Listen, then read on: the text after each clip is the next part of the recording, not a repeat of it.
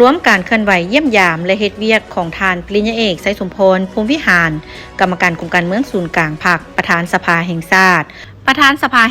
พบปะโอ้ล้มนักรบสื่อมวลชนในท้ายปี2024ผ่านมานี้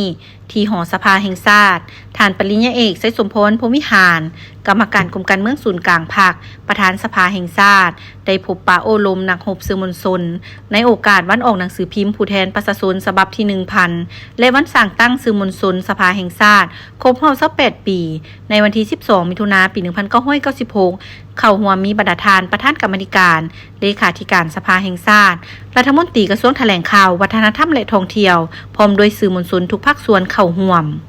ท่านปริญญาเอกไสสมพรภูมิวิหารได้แสดงความรู้สึกภาคภูมิใจที่มีโอกาสได้พบปะโอ้ล้มต่อนักรบสื่อมวลชนของสภาแห่งชาติและสื่อต่างๆท่านประธานสภาแห่งชาติได้ตีราคาสูงต่อความบุกบืนห้าวหันในการปฏิบัติหน้าที่การเมืองของตนได้รับผลสำเร็จในหลายๆด้านเป็นต้นการโฆษณาเผยแพร่การเคลื่อนไหวเวียกงานของศูนย์กลางพรรคการดำเนินกองประชุมสมัยสามัญของสภาแห่งชาติแต่ละครั้ง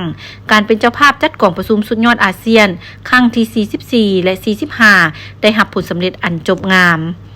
พร้อมกันนั้นท่านประธานสภาแห่งชาติได้เน้นบางจุดสำคัญดังนี้การเคลื่อนไหวเวียกงานสื่อมวลชนต้องรับประกันการพันขยายและโฆษณาเผยแพร่แนวทางนโยบายของพรรคให้สังคมรับรู้และเข้าใจและเข้าร่วมการจัดตั้งปฏิบัติดังคับเห็นของท่านประธานไกรสอนภูมิวิหารได้กล่าวไว้ว่าทุกการเคลื่อนไหวด้านแถลงข่าวหนังสือพิมพ์วิทยุรูปเงาพิมพ์จำหน่ายศิลปะวรรณคดี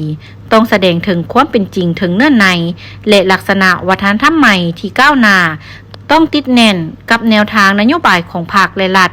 ติดแน่นกับชีวิตการออกแห่งงานการต่อสู้ของประชาชนบรรดาเผ่าแนใส่เสื้อสูสติตื่นตัวสังคมนิยม